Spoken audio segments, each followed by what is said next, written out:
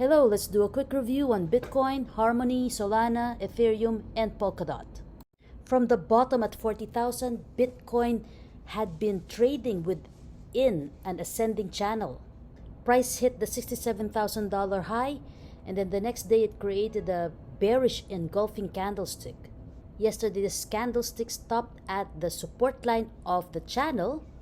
However, the next candlestick broke below that support line, and it also broke below the Tenkan-sen support.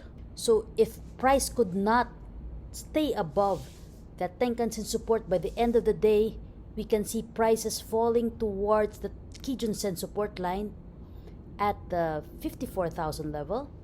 This level is in confluence with the 50% retracement line and or the previous resistance of the cup and handle.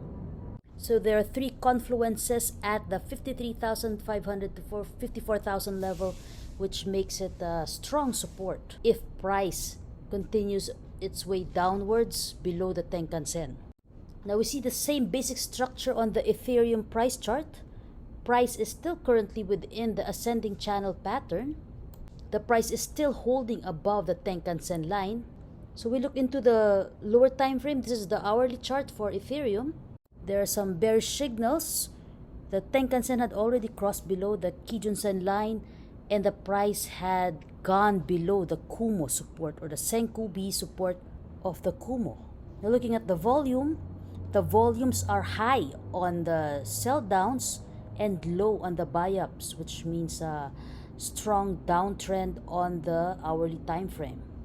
So keep an eye on this Tenkan-sen support line, which also happens to be in confluence with the location of the support or the lower trend line of the channel.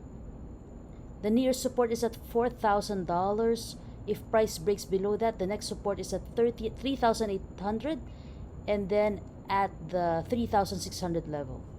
The next chart is that of Polkadot, USDT. The candlestick for the day closed above the pennant.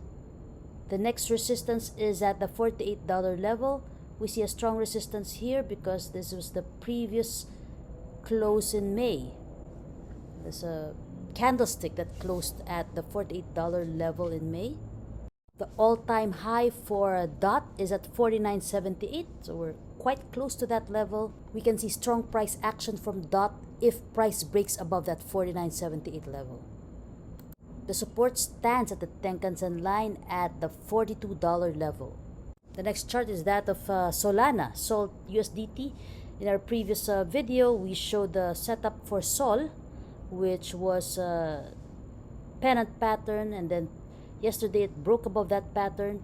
The target is near the $240 level. Currently, it's strongly moving upward.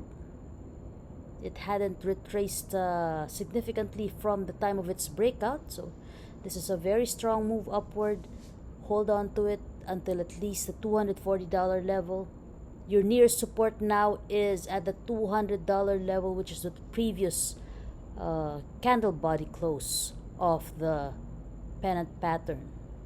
Sol price is supported by the Kumo. You can see that price bounced off that thick Kumo support and eventually made a breakout above that pennant pattern. And lastly, we have Harmony, one USDT pair. In the previous video, we showed you that this was in a cup and handle pattern, and it already broke above that cup and handle pattern. It is currently consolidating within a pennant above that resistance area. So this is rather bullish. This is what we call a coil above the resistance area. If a breakout happens above that pennant, we can see a strong move for one USDT, as it will be already trading at all-time highs if it breaks above the previous high at 2,669 cents. The volume confirms this pennant pattern as the volume decreases towards the apex or the end of the pennant pattern.